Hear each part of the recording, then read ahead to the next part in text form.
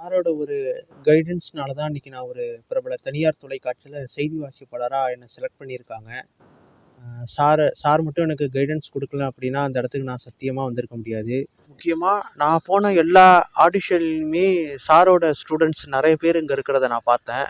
சொல்லப்போனால் சில சேனல்ஸில் எனக்கு வந்து சாரோட ஸ்டூடெண்ட்டு தான் எனக்கு வந்து ஆடிஷன் எடுத்ததே, இன்டர்வியூ எடுத்ததே. எனக்கு பார்த்தீங்கன்னா கேமரா பார்த்தாலே நான் கை கால்லாம் வடவடன்னு நடுங்க ஆரம்பிச்சிரும். வார்த்தை ஒழுங்காக வராது.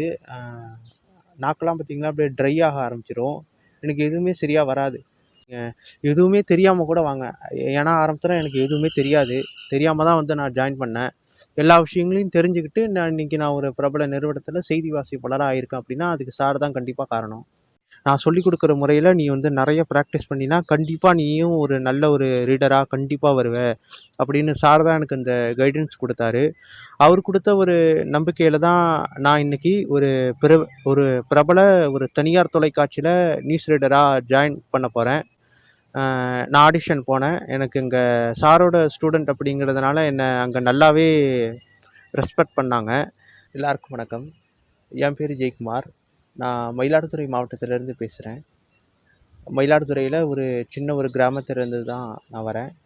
எனக்கு சின்ன வயசுலேருந்தே மீடியா ஃபீல்டுனா எனக்கு ரொம்ப பிடிக்கும். அதுலேயும் மீடியா ஃபீல்டில் நியூஸ் ஆங்கரிங் அப்படின்னா எனக்கு ரொம்பவே பிடிக்கும்.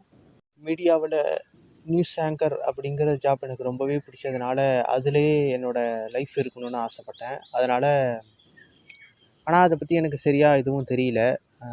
யாரை போய் பார்க்குறது, எப்படி அது அந்த வேலைக்கு போகிறது, எப்படி அப்ரோச் பண்ணுறது, இந்த ஒரு ஐடியாமே எனக்கு சுத்தமாகவே இல்லை. அப்படி இருக்கும் பொழுது நான் யூடியூப்பில் வந்து how to become a news reader அப்படின்னு செக் பண்ணி பார்க்கும்போது மணிகை சாரோட லைம்லைட் கோச்சிங் தான் எனக்கு வீடியோவாக வந்தது. 10 நிமிஷமே நான் சாருக்கு கால் பண்ணி பேசினேன்.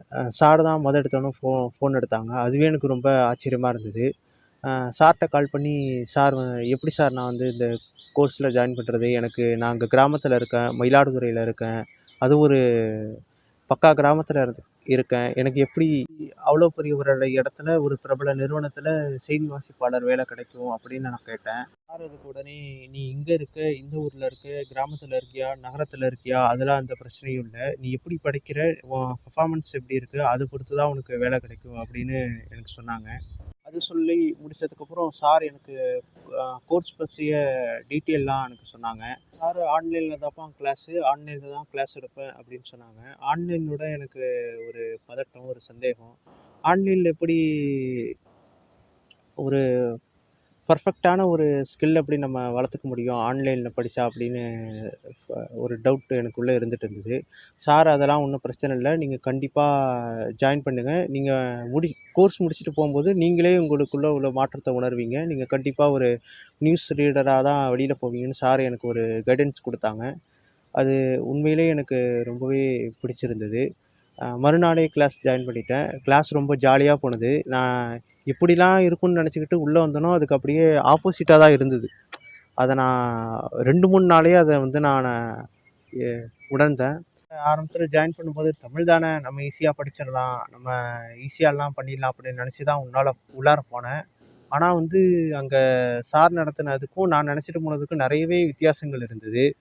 வந்து எனக்கு சுத்தமாக தெரியாத நிறைய விஷயங்களையும் எனக்கு சொல்லி கொடுத்தாங்க. நிறைய விஷயங்களை எனக்கு தெரியப்படுத்தினாங்க.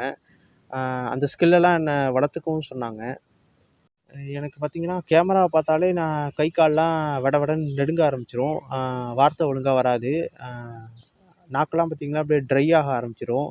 எனக்கு எதுவுமே சரியாக வராது. ஆரம்பத்துலலாம் பார்த்தீங்கன்னா நான் பேசுகிறதுக்கே ரொம்ப பயப்படுவேன். எதுவுமே எனக்கு சுத்தமாக தெரியாது. திக்கி திக்கி தான் படிப்பேனே. சொல்லப்போனால் எதுவுமே ஒழுங்காகவே வராது எனக்கு. சார் தான் அதுக்கப்புறம் உன்னால் முடியும், நீ நிறைய ப்ராக்டிஸ் பண்ணு, நான் சொல்லிக் கொடுக்குற முறையில் நீ வந்து நிறைய ப்ராக்டிஸ் பண்ணினா கண்டிப்பாக நீயும் ஒரு நல்ல ஒரு ரீடராக கண்டிப்பாக வருவ அப்படின்னு சார் தான் எனக்கு இந்த கைடன்ஸ் கொடுத்தாரு. அவர் கொடுத்த ஒரு நம்பிக்கையில் தான் நான் இன்னைக்கு ஒரு பிரபல ஒரு தனியார் தொலைக்காட்சியில் நியூஸ் ரீடராக ஜாயின் பண்ண போகிறேன். நான் ஆடிஷன் போனேன். எனக்கு இங்கே சாரோட ஸ்டூடெண்ட் அப்படிங்கிறதுனால என்னை அங்கே நல்லாவே ரெஸ்பெக்ட் பண்ணாங்க. ஆடிஷன் போனேன். சார் எனக்கு எப்படிலாம் வந்து கைடன்ஸ் பண்ணாங்களோ அதுபடி நான் கற்றுக்கிட்டு அங்கே படித்தேன். என்னை செலக்ட் பண்ணிட்டாங்க. சாருக்கு தான் ஒரு என்னோட நன்றி. அவர் இல்லைன்னா சத்தியமாக நான் இந்த இடத்துக்கு என்னால் சத்தியமாக வந்திருக்க முடியாது. அதுதான் உண்மை. முக்கியமாக நான் போன எல்லா ஆடிஷன்லையுமே சாரோட ஸ்டூடெண்ட்ஸ் நிறைய பேர் இங்கே இருக்கிறத நான் பார்த்தேன். சொல்லப்போனால் சில சேனல்ஸில் எனக்கு வந்து சாரோட ஸ்டூடெண்ட்டு தான் எனக்கு வந்து ஆடிஷன் எடுத்ததே, இன்டர்வியூ எடுத்ததே. ஆன்லைன் கிளாஸ் அப்போ பார்த்தீங்கன்னா, நான் கிராமத்தில் இருக்கிறதுனால எனக்கு டவர் சுத்தமாக கிடைக்காது. அதுவும் இந்த மழை காலங்கள்லாம் வந்ததுனால சுத்தமாக கிடைக்காது. சார் அதெல்லாம் பொறுத்துக்கிட்டு எனக்கு நிதானமாக என்ன பண்ணணும், எப்படி இது பண்ணணும், அது முதற்கொண்டு எனக்கு டீட்டெயில்ஸ் சொல்லி என்னை சார் படிக்க வச்சாங்க. சார்கிட்ட வந்து எப்போ ஃபோன் அடித்து கேட்டாலும் வந்து ஃபோன் எடுத்து ரெஸ்பான்ஸ் பண்ணுவாங்க. அது எனக்கு சார்கிட்ட ரொம்பவே ஒரு பிடிச்ச ஒரு விஷயம். ஏன்னா நான் இதுக்கு முன்னாடி நிறைய இது மாதிரி சார் மாதிரி கோச்சிங் பண்ணுறவங்ககிட்டலாம் ஃபோன் பண்ணி நான் கேட்டிருக்கேன். யாருமே வந்து ஒரு தெளிவான ஒரு இது சொல்லலை எனக்கு. நான் கிராமத்தில் இருக்கிறனாலங்களான்னு தெரியல எனக்கு. யாருமே எனக்கு வந்து சரியாக ரெஸ்பான்ஸ் பண்ணலை. ஆனால் சார் தான் எனக்கு வந்து முழு ஒரு கைடன்ஸ், முழு ஒரு சுதந்திரம், ஒரு கான்ஃபிடென்ட் எனக்குள்ளே கொடுத்தாரு. என்ன மாதிரி நீங்கள் ஜாயின் பண்ணணும், என்ன மாதிரி நீங்களும் உங்கள் ட்ரீமை அடையணும் அப்படின்னா கண்டிப்பாக வணிகை சாரை காண்டாக்ட் பண்ணி பேசுங்க. அவர் உங்களுக்கான ஒரு நல்ல ஒரு ஐடியாவையும் உங்களுக்கான ஒரு முழுமையான ஒரு கைடன்ஸையும் கொடுப்பாங்க.